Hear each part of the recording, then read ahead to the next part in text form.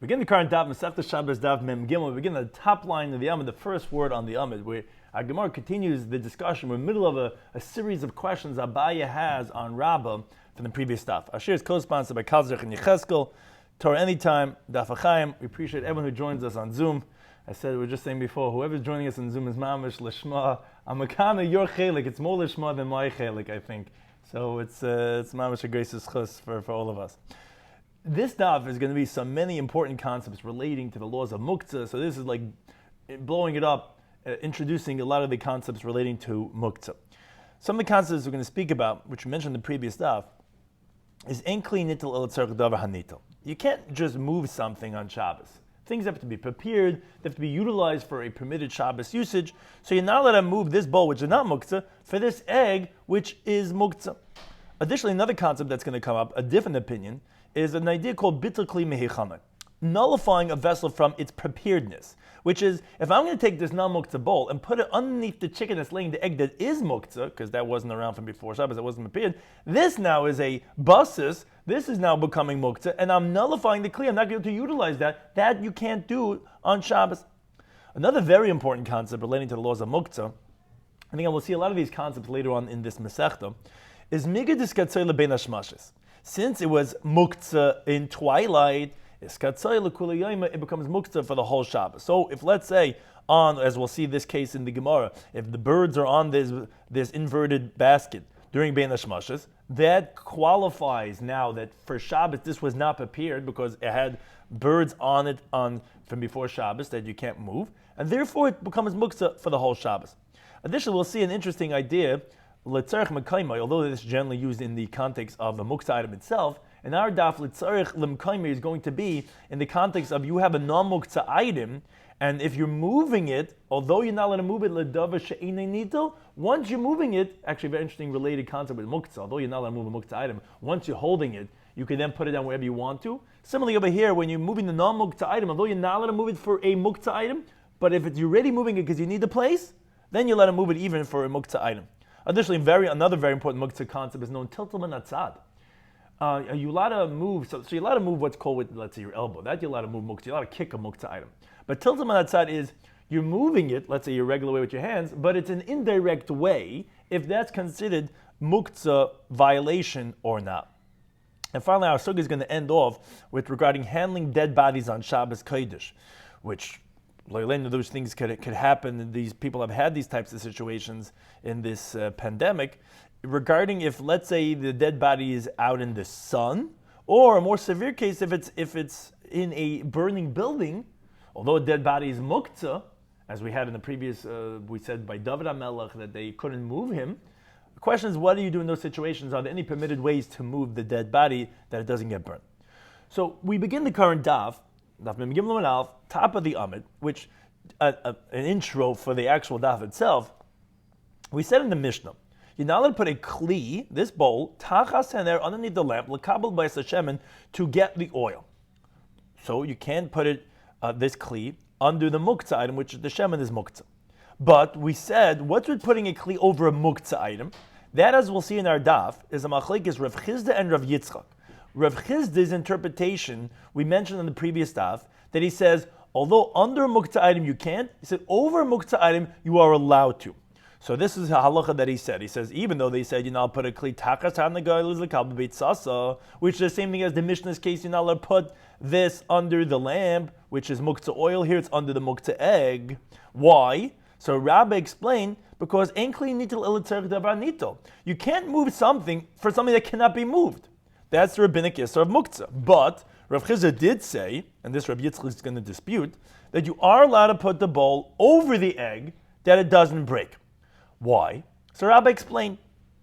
Rabbi said, although there is a problem about moving something like tzarech davar she'einei nitel, but over the egg is a common thing because the eggs, the chickens lay the eggs in the garbage dumps, and people walk by over there. Someone might step on it and crack it. It's called hatzala mitzuya. So there they gave the dispensation that you could move this bowl, l'tzarech davar she'einei nitel.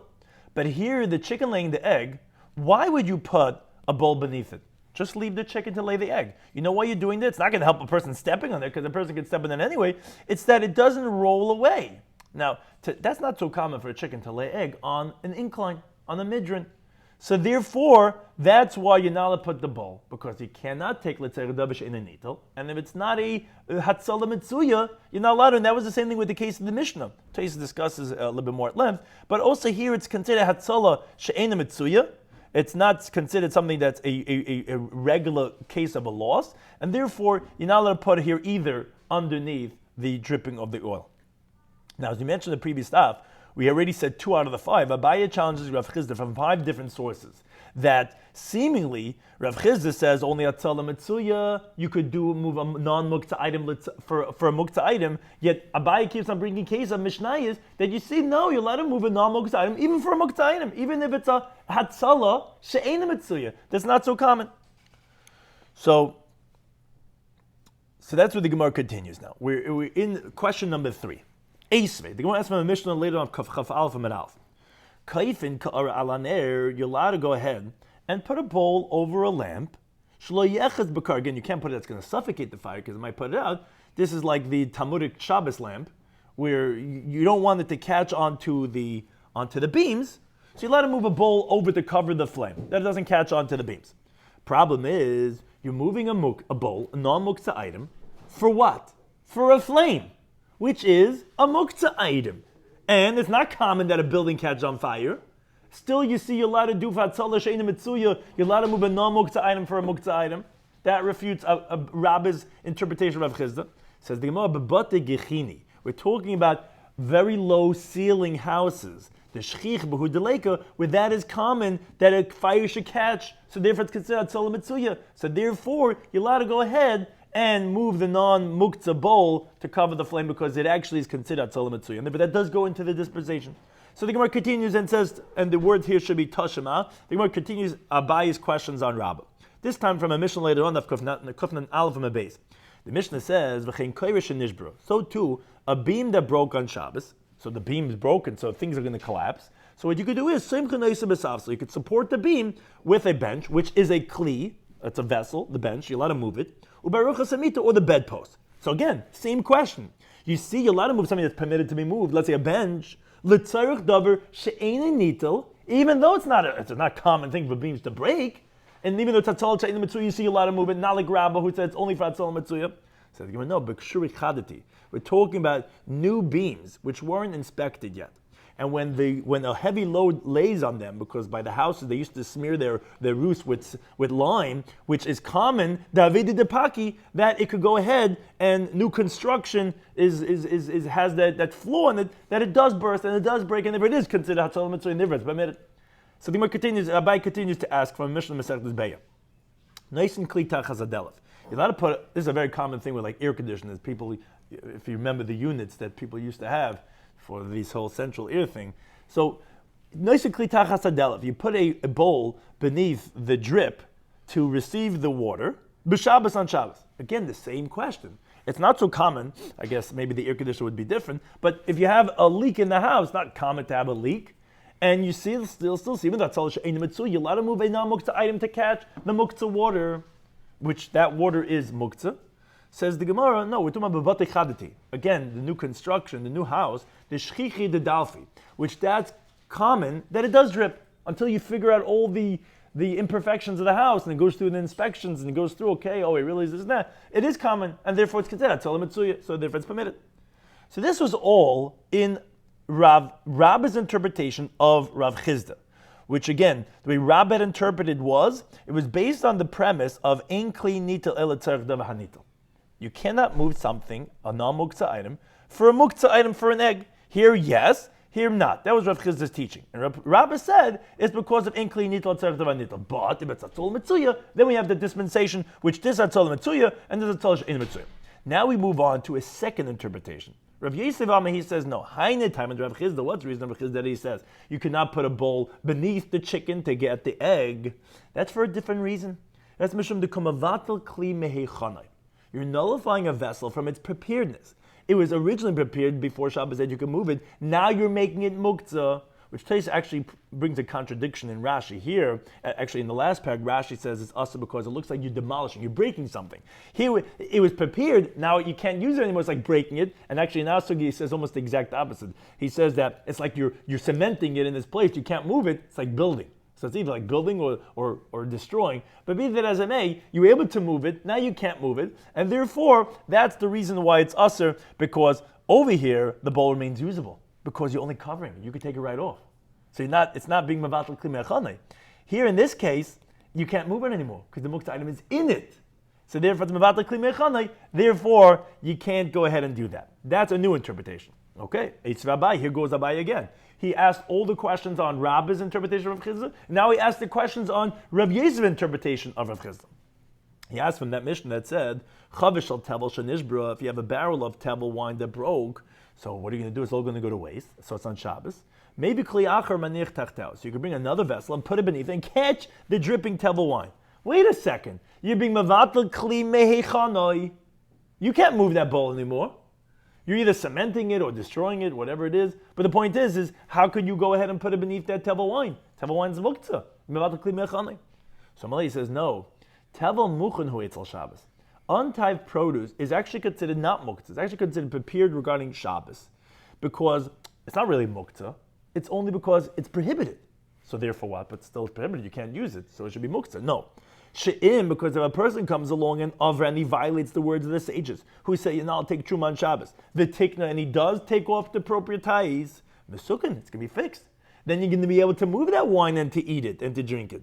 So therefore, when you put the bowl beneath it to catch it, it's not being mavata kli mechaneh. It's not cementing it there. It's not stuck in place for the rest of Shabbos. I could violate and take off the trumas and maises, and therefore it would be permitted. So therefore it's not muktzah. So here also, so then therefore the bowl is not being mavata kli mechaneh.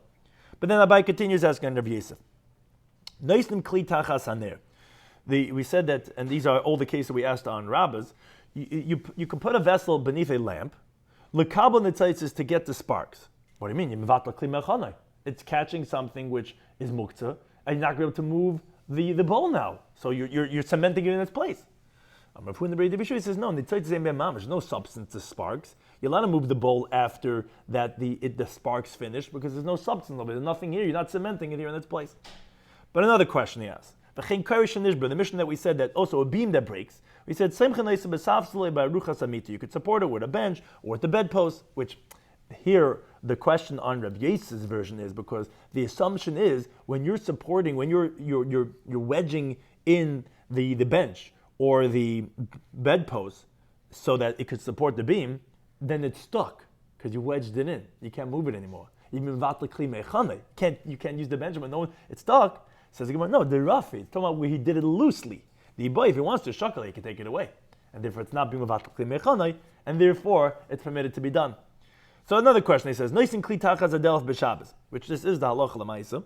We said, as we mentioned this before, you're allowed to put a vessel beneath a leak in a roof on Shabbos. Now, problem is that the leaking water is muktzah, and therefore if you're putting a bowl beneath it, you're being mevatel kli mechanai. You can't move it anymore. Says the Gemara, no bedelef haro. We're talking about a drip that's drinkable, it's edible, and therefore it's not muktzah, and therefore you're allowed to go ahead and put the bowl beneath it because you could drink that water that's dripping in, and therefore it's not being about to kli. So the Gemara now asks a different brisa. Kaifin es asalaf ne'afreichem. You're allowed to bend over a bowl in front of the chickens. Shiyalu v'yerdu. Now, an important concept over here that we're going to be discussing that's going to come up is this, like we mentioned in the introduction, is this concept of migidis katzayla ben hashmashas is katzayla kuliyayma, which is, regarding the case of the birds, is going to depend when the birds are on it. But let's say the case of the brisa first. So it said that the brisa says you're allowed to turn over the basket in front of the birds, shiyalu v'yardu, because let's say you want the birds to be able to come and go up on it and come down from it. Let's say the birds are high up and they have to be able to, they can't fly yet, and they want to come down. So you put a bowl there that it could go up on it or to come down from it. The problem is birds are muktzah, and you're moving the kli, and it's going to be, now it's going to be on it. You can't move the bowl anymore. So you said that can't be done. Says the Gemara, no, Ksaver, if Yosef holds, mutal tatloi. No, you're allowed to move the bowl, even if you're allowed to move the basket, even though the birds go on it. Says the Gemara, but Vatanya let in the Brisa asla tatloi. No, that if the birds are on, you're not allowed to move it. Says the Gemara, ba'idin olav. The Brisa that says you can't move the basket is when the birds are on it, which the Taisus brings holds that because of we're saying that when they're on it you can't move it, but when they come down you can move it because this Tana holds that ein muktzah l'chatzei Shabbos. There's no muktzah for half a Shabbos. So when it's on it, we're saying it's forbidden. But if they're off it, then you can move the basket. And that's what Rabbi Yisrael is saying, that you can move it. I Vatanu in the Brayse said that no, ain't oid no love aser. Even though the birds are not on it, it's going to be aser. So how could you say that when is it permitted? When they're not on it, it's only aser when the birds are on it. And therefore, the other Brisa says you're allowed to put the basket that the birds go up and down it because not because you can move when they're not on it. We see that even if it's not on it, it's going to be aser. And Ravo, he says, and this is the important concept. But in the love called bein hashmashes. When are we saying it's going to be forbidden to move the basket, even if the birds are not on it? Yes, it's only, however, but when the birds were on it, the whole bein hashmashes. That's this concept that we're saying miga diskatzoy lebein hashmashes. Since it was mukta by twilight, because the whole twilight the birds were on it, so skatzoy lekuli it becomes mukta now for the whole day, because bein hashmashes qualifies the whole Shabbos, like we say by the Eruv, it's kind of the chalois is by bein hashmashes. So to over here, it's going to be muktzah the whole Shabbos because they were on it the whole bein hashmashes. But you're right. If let's say you put it here when it was on Shabbos, then it's only muktzah when the birds are on it. But when they're not on it, it's not muktzah. So you're not being about the kli mechane if you want the birds to go up and down. Because go ahead, go up, go down. Second the birds go away, I'm allowed to move the basket, and it's not about the kli mechane. That's why the Brisa says you're allowed to move the basket for the birds to go up and down. Now everything up until now, the interpretation of Rabbah from the previous daf and Rav Yosef from this daf were two interpretations in the opinion of Rav Chizda. Rav Chizda held a difference. He says you're not allowed to put the basket beneath the egg, but you're allowed to put it over it. Now, what was his interpretation? So we had Rabbah and we had Rav Yosef. Rabbah said it's based on the concept of you're not allowed to move a kli only l'tzarech davar nito. So you're not allowed to put it for the egg because the egg can't be moved. But there's a dispensation, there's an exception, there's a heter. If it's a hatzalah mitzuya, if it's a common thing that you need it for, the chacham allowed you to put it. But if it's an uncommon thing, you're not allowed to. Now, putting it beneath the egg is not common. Or rolling away, when's it going to roll away that you have to put it to catch it? It's not so common. So therefore, that you're not allowed to do. Over the egg, which is common because people will step on it, that you're allowed to do. That was Rabbah's interpretation. Rav Yosef had a very different interpretation, but the same halach of Rav Chizda. Says you're not allowed to be mevatel kli mechane. Not nullify a vessel. If it had usability, you cannot make it unusable on Shabbos, either because it's baina or because it's seiser. But you're not allowed to make it unusable. So to put it underneath the egg, now the egg's in it. You can't move it anymore. It's now a basas l'davar ha'aser. So that you can't do. To put it over, you didn't put anything in the bowl. It's only covering. You could take it away. So that's not mevatel kli mechane. Therefore, that's going to be mutter. That was the true interpretation in the opinion of Rav Chizda. Now we have a disputing opinion. Amar Rabbi Yitzchak. He disagrees with Rav Chizda. He says no. Just like Rav Chizda agreed. You now put the bowl beneath the chicken to receive the egg. No, you're not allowed to do this other case of putting the bowl over the egg. That shouldn't break. Says the Gemara, why? Why is that? Because Rabbi Yitzchak holds he does not hold like Rabbah said it in Rav Chizda's interpretation. Rabbi Yitzchak gave a whole different interpretation, but at least by Rabbah said Rav Chizda agrees to the concept of that you can only move something for something that can be moved. But he said by Atzalah Mitzuya, you're allowed to? No, Rabbi Yitzchak says there's no dispensation. You cannot move something for something that cannot be moved on Shabbos, and therefore, since you're moving this for something that can't be moved, you're not do this either. Now Meisvei Kolani Tiyufta. Now the Gemara asks all those questions, all those 5 brises that we saw that you're allowed to move something for something that can't be moved. The delef, the lamp, the beam, all those things are muktzah things, and still you're allowed to move a non-muktzah thing for all those things. B'shani, and the Gemara answered, Rav Yitzchak answers, b'tzarach lemekaymai. That is, if you need the place. I mean to say, let's say you had your bowl over here on this table. Now, I need to put my Gemara down here on the table. So I'm allowed to lift up the bowl. The bowl is not muktzah. Once I'm picking it up because I need the place of the bowl, I'm allowed to put it wherever I want to put it, even l'tzarech davar she'inei nitel. You're right, I'm not allowed to move a bowl for a muktzah item. But if I'm picking it up anyways because I need the place of the non-muktzah item, so I'm allowed to then move it to then go ahead and use it to cover it from the fire, or to go ahead and catch the drip, or whatever it is, all those different cases, like then I'm allowed to move it, because either I'm allowed to move, as we'll see in the case of the Gemara is going to continue asking on Rabbi Yitzchak, either if it's l'tzarech mekaymai, but again, I'm not allowed to move it to use the mukta item itself. It's only l'tzarech mekaymai that's going to be permitted. Now, the Gemara continues, however, asking different questions besides the 5 brises of the Mishnayos. Tashema, another question on Rabbi Yitzchak from the following brisa.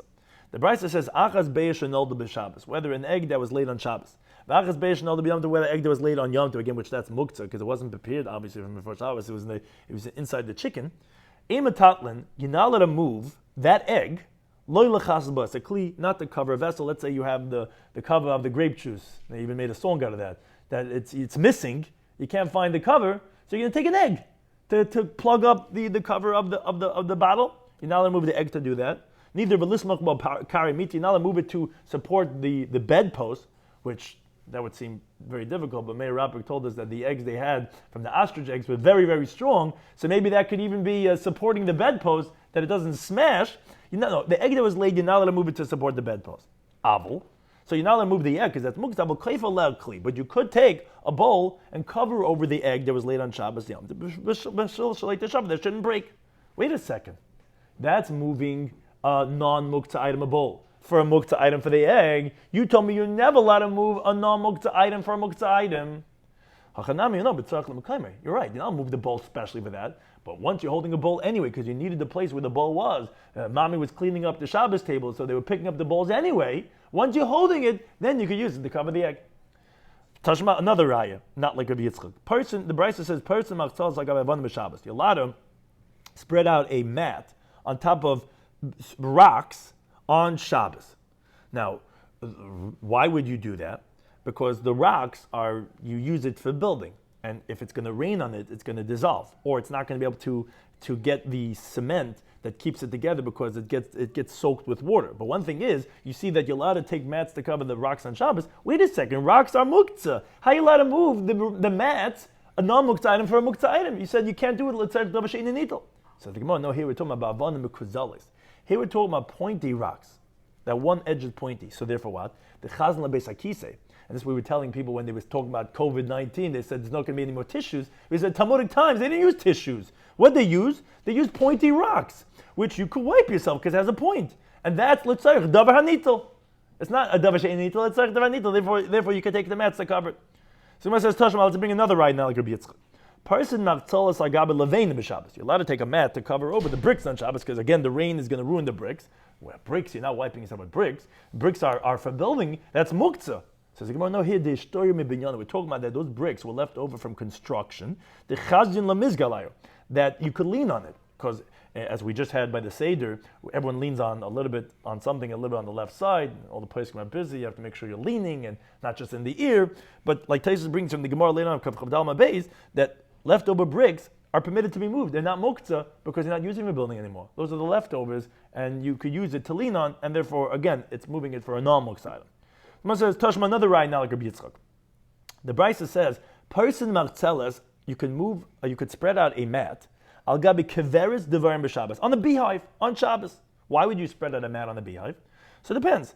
B'chama in the summertime because of the heat, v'gsham nekasham in the winter because of the rain, these elements could ruin the beehive. So you want to protect it, you're allowed to do it on Shabbos. As long as you don't have intention to trap the bees inside, which that's one of the av malachas of tzeda, as long as you're not doing that, then you're allowed to go ahead and spread out. Wait a second.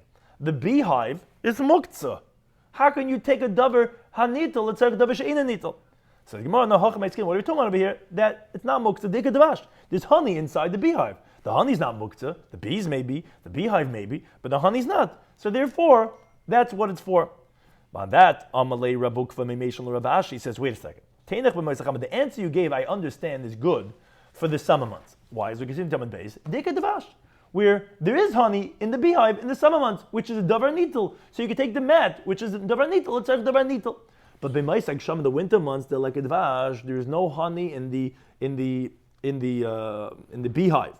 In the winter months, Michael, what are you going to say over there? What's going to be the answer over there? How could you say b'maisag sham in the hag shamim, but then you're taking a davar hanitel, davar she'ina nitel? So the loy nitzur el oisin shtei chalas. No. even in the winter months, yes, they don't do the honey then. The bees do other things in the winter, but there's in every beehive, the bees, what they do is they make honeycombs.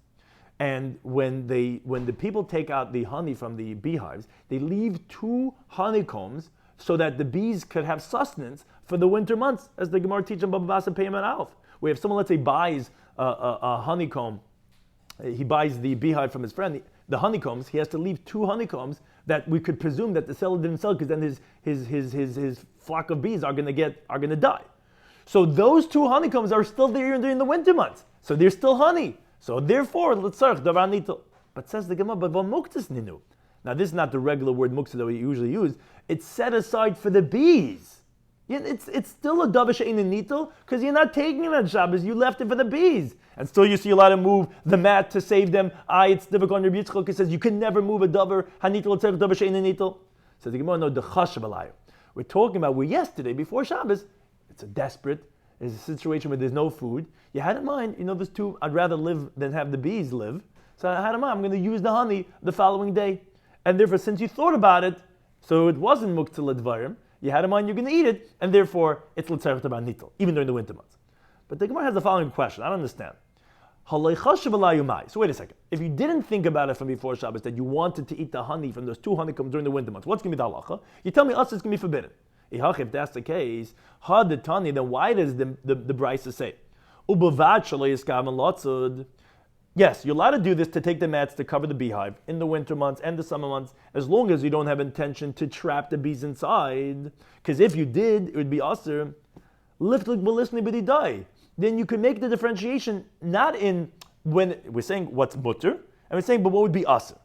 Mutter is to take the mat to cover it. Aser is, if you had a mind to trap it. I don't understand. Based on what we're saying, you could make a case of aser even without saying about trapping. Because you could say, but when did we say it's permitted to take the mat to cover it? It's k'shechishavalein. In the winter months, it's only if you thought about it before and that you want the honey tomorrow. Then it's not muktzah. If you did not think about it, aser, it's going to be aser. Why do you have to introduce a new case that it's going to be aser to do what you want to do? If your intention is to trap, forget about seidah.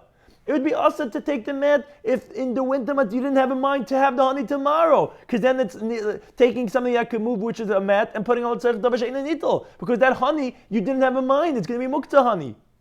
Says Gemara, you're right. We could have said that. But we want to tell you the chiddush the other way. Even if you did think about it, you want to use the honey the next day? As long as you don't have in mind to trap, because then you can be violating tzeidah. You're right. We could have said that too, but we wanted to say this chiddush. But then says Gemara, wait, I have the following difficulty.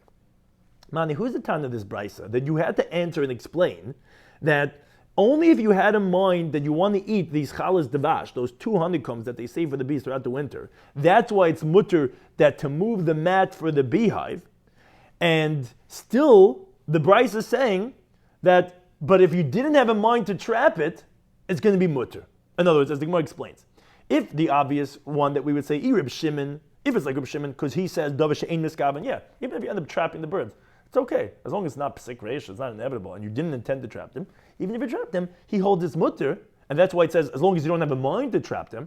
I don't understand. So why are you telling me it's talking about that you had a mind before Shabbos that you want to have from those 2 honeycombs that they save for the bees through the winter, but less lay muktzah? Shimon doesn't hold up the expansive interpretation of muktzah. You don't have to think that you want to use it for tomorrow. Even if you didn't intentionally think about it for tomorrow, it wouldn't be muktzah anyway. So what do you have to interpret in saying, that you thought about it from before Shabbos? Why? Why say that? And Rabbi Yehuda, if it's going like Rabbi Yehuda, who he says, no, muktzah is very extensive, and yes, if you didn't think about it from before Shabbos, those 2 honeycombs that you left for the beast, then there would be muktzah, then I understand. Then kila miskaven, even if you did not intend to do tzeidah, when you're putting over the mat, although it might trap the bees inside, if you didn't intend it, it says it's mutter, my hava, why would that help? He holds, even if you didn't intend to, it's still going to be aser. So who is this Tana? On the one hand, it sounds like Rabbi Shimon, on the other hand, it sounds like Rabbi Yehuda. So the Tana is Rabbi Yehuda. And that's why we said you have to think about the honey from before Shabbos, or else it would be muktzah. Then what does it mean? As long as you did not intend to trap it, it doesn't mean your kavana. It means as long as you didn't intend to trap it by action, that you shouldn't make it like a trap. In other words, don't cover the beehive totally, because if you do that, you're going to be trapping them. And it doesn't make a difference what your intention is. Rather, the lishbek lehu ravcha, leave some space that the bees could go out. This is a common halacha where if there's bees in the house or whatever, people don't like the bees, they close the window, whatever. Got to leave some space that it could escape. And kihecha dolei litzatzis, that doesn't get trapped by covering it memela automatically, even if you didn't intend. Yeah, that would be usher. So it's not like that you don't intend to. It means don't intend to and then go ahead and automatically trap it by covering it. No, make sure you don't cover the whole thing, because then it would be usher even if it's a davar she'ein miskav. That was one interpretation. Now the Gemara says another interpretation. Rav Ashi, he comes to answer the question of Marukva.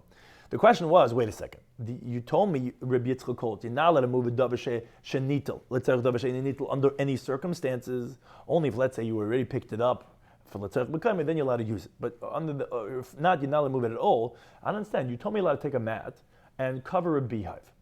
Well, why are you allowed to cover a beehive? Beehive is muktzah. It's l'tzarech davar she'ein nitel. No, there's honey inside. Honey only works for the summer. Winter, there's no honey. You said, so one answer the Gemara gave is, no, that there is honey, which is the honeycombs, the two that they save, and you thought about it from before Shabbos.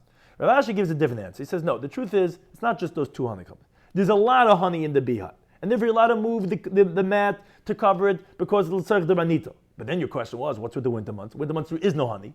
So he says like this, he says, you have to be medayik in the words. Mikatani be ma'isach shama, but ma'isach shama, was the halacha said in the summer months, in the winter months? Does it say you ma'isach shama? No, it doesn't say that. It says b'chama mne'achama. From the heat, in the sun, from the sun, and from the rain, which is not talking about summer and winter. It's actually talking about in the solstice. It's talking about b'yomi Nisan to b'yomi Tishrei. We're talking about in Nisan and in Tishrei. We're talking about a season that has sun and rain.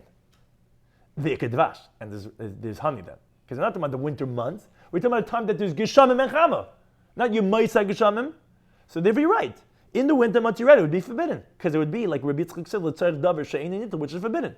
Here we're talking about in a time when there is sun and there's rain and there is honey, and therefore it's permitted, l'tzarech davar hanitel. Now, the Gemara actually tells Amar Rav Shesha. Rav Shesha says to his students, he says, Puki v'amar Rabbi Yitzchak, go out and tell Rabbi Yitzchak, who we just were explaining his opinion, Kfar tigma Rav Huna l'shmaitech, Rav Huna already interpreted, like you're teaching, that you cannot move a kli only if it's for something that itself could be moved, but in Bavel, he already gave like your same teaching.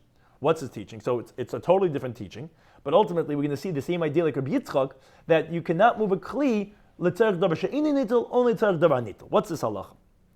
Now Rav Huna says, he says you can make a covering for a dead person, for a corpse, which you want to cover it from the elements, only if it's b'shvil chai, only if it's because of a living person. But the einois mechitz lemes, you now make a covering for a dead person, b'shvil meis, if it's only for the dead person. So we're going to explain right now what the case is talking about, but just you see the halacha like Rabbi Yitzchak. You see that you're not allowed to, the dead person is muktzah, you're not allowed to take a cloth to cover the dead person, that's l'tzarech davar she'ein nitel. But you could take it, as we'll see, that to cover a living person, and once you're doing that, it's going to be covering for the dead person. But again, that's like Rabbi Yitzchak's halacha that we see Rav Huna agrees to that. Says Gemara, Mahi, what's this halacha? Says Gemara, Amar Shmuel bar Yehuda, he says, and Mechein Tani Shila Mari, so to Shila Mari taught the following brisa. Meisa mot b'chama, if someone died in a place that's hot, and we're concerned that he might rot, and it's disgraceful for the dead person. So what you do is as follows: Boim shnei bnei adam v'yesh mitzidei. You have two people that sit on the side of the dead person on the ground, so that the heat of the ground should bother them. So they're going to have to bring beds to sit on. Now the beds ultimately are going to be partitioned, as we're going to conclude. So, but first they sit on the ground. Cham lemel mater. So it starts getting hot underneath them from the ground, which got heated up from the sun. So, zeh maybe mita b'yeshvela. So this guy could bring a bed to sit on. But zeh mita b'yeshvela, and this guy brings a bed to sit on. Now, cham lehem el mala. Okay, they're sitting there. They're not hot from the bottom, but now the sun's baking on them. They're hot from the top. Okay, mevi machzelis. So now he brings a mat, upais nalein, and then they spread it over their heads for shade, and then, after they already got all comfy over here, they're sitting, and now they're covered, and they're right next to the dead person. Then Zezek of Mitase, this guy picks up his bed, so that Now this covering could be on the bed. It could be like a wall, and then he could leave. And then this guy does the same thing with his bed. He lifts it up.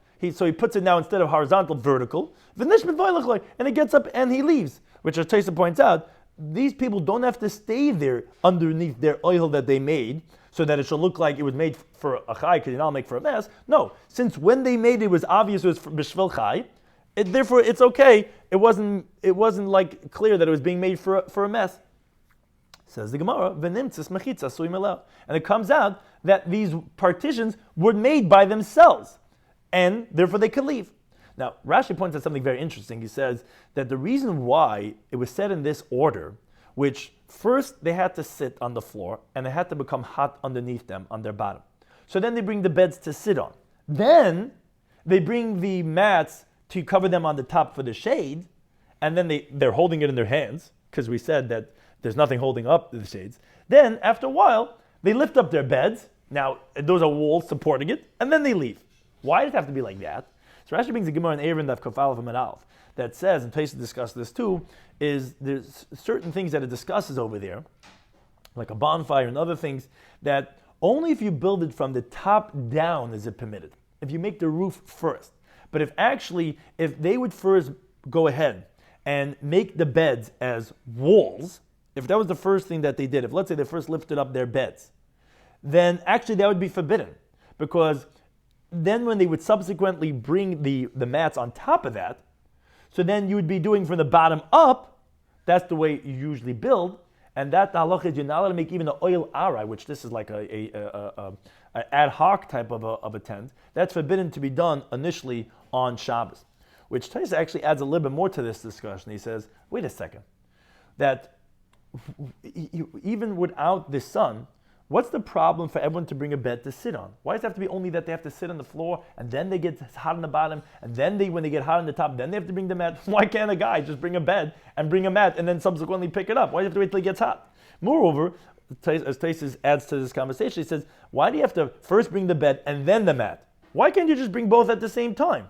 So he says, and this is the important concept of this sugya, is that the Rabbanan was stringent. They wanted to make a recognizable sign that it's being done for a living person as much as possible. So if a guy's just going to bring it at the same time and just do it without being hot, okay, it seems like you're doing it for the dead person. But if a guy's sitting, he gets hot, he brings a bed, and then he's hot on top, he brings a thing, and then he gets up and he lifts it up and he leaves, it doesn't look like it's being done by the dead person, and therefore that's going to be the permissible way of protecting by the dead person, because like we said, it only can be b'shvil chai, but it can't be b'shvil nes, and that's where Rav Huna's halacha says the same thing like Rabbi Yitzchak, where kli could only be letzarech davar hanital, not letzarech davar she'ini nital, which is the dead person.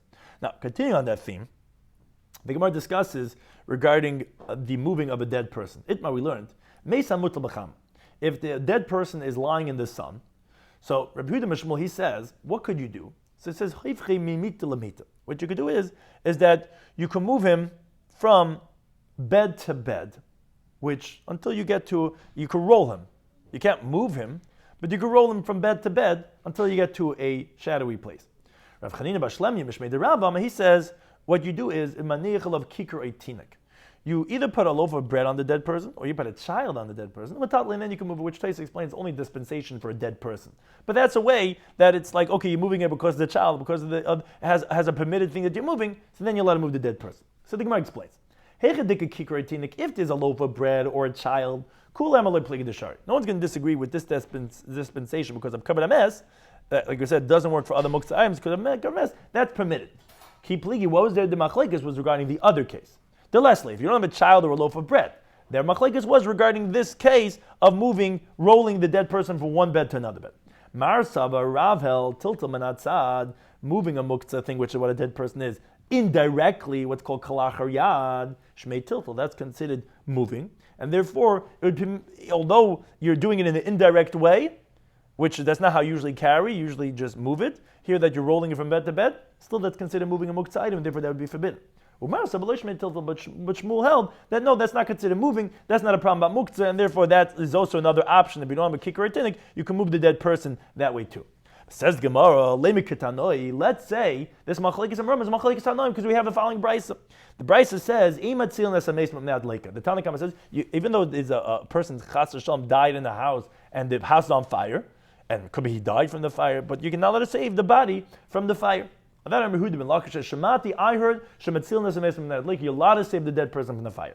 Says the Gemara, what's the case talking about? The Gemara is going to prove it's seemingly it's a machlekes tanoim. If there's an available child or a loaf of bread, so my town, the town to come. Why would the town to come and say it's usher? We said everyone agrees that if there's a child or a loaf of bread, you're allowed to save the dead person. And ideleka, if there's no child or loaf of bread, and this Rabbi Yehuda ben Lakish says you're allowed to save the dead body, is directly taking the body and just moving it out, then my time Rabbi Yehuda ben Lakish. Why would he say you're allowed to do that? The person's already dead. There's no pikuach nefashos over here. You just, of course, we don't want the person to be in that state of disgrace. But the mess is muktzah. Why would that be permitted to move it directly? Elalah, rather says the Gemara. Obviously, it's toma betiltum and atzad pligi. They're disagreeing. If you're doing it in an indirect way, that you're going to go ahead and roll him from bed to bed. Demar sabatana kama hold tiltum atash made tiltum. It's still considered moving muktzah, and therefore it's not permitted. Umar Rabbi Yehuda ben Lakish holds leish made tiltum. It's not considered a problem about tiltum muktzah, and therefore it's permitted. So you see some machlokes tanoim. Says Gemara, no, and this is the halacha lemaisa. The kulam tiltum and atash made tiltum. Moving a muktzah item in the indirect way is a problem about violating the laws of muktzah, and that's going to be forbidden. And the Tosfos says from here that we see the Gemara is presuming that that's the conclusion. So what's the reason Yehuda ben Lakish says you're allowed to go ahead and take out the body from the fire? It's talking about because the mitoich shadam bal al mesa, and this is the reasoning for the halacha. Since a person is confounded regarding his dead relative in the fire, so you get if you don't let them move the dead person, also the person is going to come to extinguish the fire, which is Issur D'Oraisa. So therefore, we went and we said we'd rather go ahead and allow you to violate the muktzah of moving the dead person, rather than risk the person extinguishing the fire and violating mechaba, which is the Issur D'Oraisa. He says the halach is Rabbi Yehuda ben Lakish b'mes. If there's a situation where a dead person is in a burning building, we let you save the dead person from the fire, because we're concerned that you might come to extinguish the fire. Now the Gemara concludes this discussion, this daf, unrelated to what we were just talking about, but from the previous Mishnah, which actually goes into the theme of the next Mishnah. The Mishnah said, you're not allowed to have benefit from we said that you're allowed to put out a bowl from before Shabbos. Shabbos you're not allowed to. We had a whole discussion why not. But on every Shabbos you're allowed to. But the oil that drips from it, you're not allowed to have benefit from it on Shabbos. And that oil was not prepared for utility. It was designated for the Shabbos candles. So you're not allowed to benefit from it. Now, related to this, we learn the Bryce, and this halacha l'maisa, Maisa Hashem and Shebenei b'Shebekar. When you have leftover oil that the candle went out, or in the bowl that it dripped from, so asar, that's going to be forbidden to go ahead and benefit from it. But Reb Shimon says it's going to be permitted, and essentially their machlokes is regarding the halacha b'skatzai ben hashmashos. That, as Tosfos explains, the opinion of Reb Shimon is that the Shabbos candles is for a person's benefit.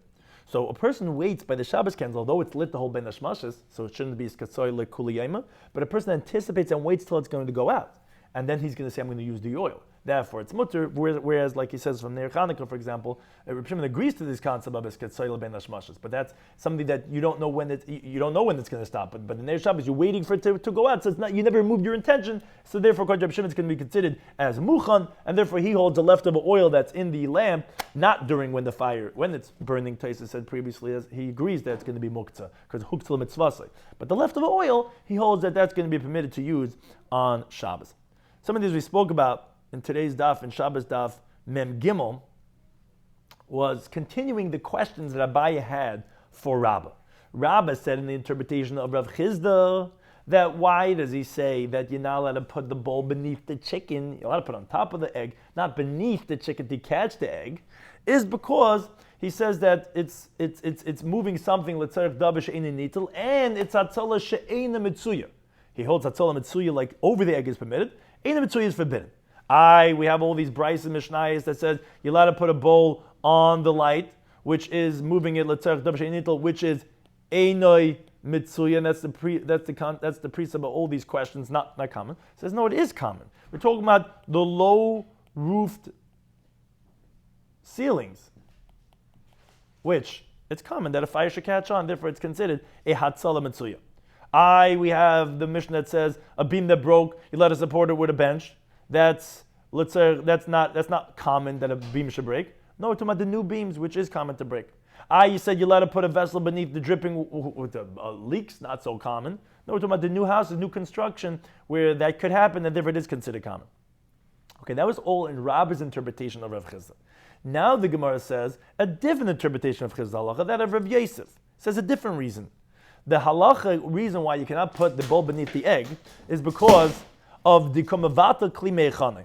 Because you're going to nullify the vessel from its preparedness. If you put it underneath the egg, so you have this bowl and you have the egg inside of it, this egg is muktzah. Now, you can't move this bowl anymore. This is, looks like a smiley face, good for chalamayid, but it's simply because now you can't move this bowl anymore. It's now a basis for this muktzah egg, so therefore, that's why you can't. Now, if you have the egg over here and you have the bowl on top of it, so go ahead. You can still move this. It's not touching this. So therefore, that's why here it's going to be mutter, and here it's going to be aser. A different concept of mavata kli mechane. Then Abai goes ask all his questions on Rav Yosef, just like he asked on Rabbah, and on that we answered why they're not considered mavata kli mechane. But then he asked other questions besides those 5 sources. He says, and these are from those 5. He says, the barrel of tevel. You being mavata kli mechane because tevel is muktzah, and now you can't move the bowl. No, tevel is muchen. You're not moving. It's not going to become muktzah. You're not going to be mavata kli mechane. It's still considered prepared because tevel is muchen. What do you mean muchen? You can't use tevel. No, im over v'tiknai. If you go ahead and take off the maestris, therefore it's considered that it's not muktzah. We say you're allowed to move it to accept the sparks, and that's so now you're mavata kli mechane. No, sparks don't have any substance to it. So you have this bowl, and the sparks are coming in. Once that goes out, there's nothing over here. You're not being mavata kli mechane. We said a beam that breaks, you could support it with a bench. So says the Gemara, yeah, but we're doing it loosely. If you want, you could take it. So it's not being mabatl, you're not keeping it there, you're not cementing it there, so to speak. We said you could put a bowl under the dripping water. So you mabatl kimachane because now becomes muktzah. No, the dripping water is potable water, and therefore it's not considered being mabatl kimachane. We said you could put a basket in front of the chickens, and the birds are muktzah, and so the sal's being mabatl that kli. So it says no, you're allowed to move. You're allowed to move that basket when the birds come off. It doesn't make it into muktzah, and therefore that's why it's not mevata kli mechana. We had a brayso that says it's going to be aser. Oh no, the brayso was talking about when the birds are on it. We have a brayso that says even when it's not on it. Oh, but that's is on it at least the whole bein hashmashes. So since we get this kitzai, that's this kitzai kuliyayim. But if it was on it only at one point during Shabbos, you're allowed to put the basket, and the birds could go up and down, and that's not being considered mevata kli mechana. But this was all a machlekes amaram in the machlekes of Rav, in the interpretation of Rav Chisda in the halacha of the Mishnah that was regarding you're allowed to put the bowl beneath the egg. That you're not allowed to put it beneath the egg, but you're allowed to put it over the egg, which have 2 different interpretations: either mavatik limachanai, or that even though you're not allowed to take it for davar she'ein nitel, but l'tzarich hatzal mitzvah you're allowed. Rabbi Yitzchak disagrees on the halacha of Chisda. He says no, just like you're not allowed to put it beneath the egg, so too you're not allowed to put it over the kli. Why?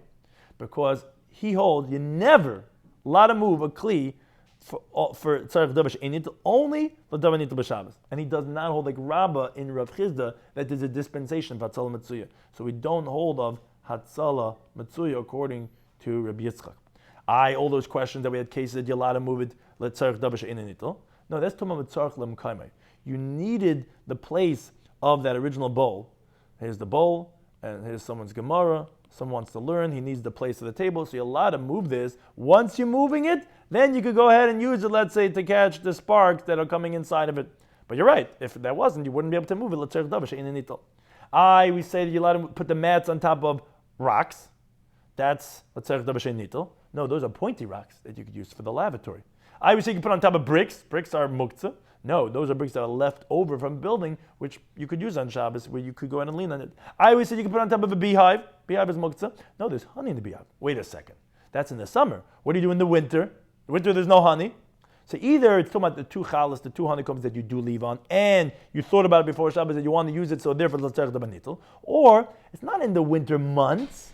We're talking about Tishrei and Nisan, where there is rain and there's sun and there's honey. So therefore, that's why it's l'tzarech the banitel. The Rav Shesha pointed out the Rav Huna osas of the Yitzchak only l'tzarech davar hanitel. Where do we see that halacha? We see that you cannot make a mechitza for a mess only if there's a living person there. Why can't you do it for a mess? Because a mess is davar she'ein nitel. You can't take a davar she'nitel and take davar she'ein nitel.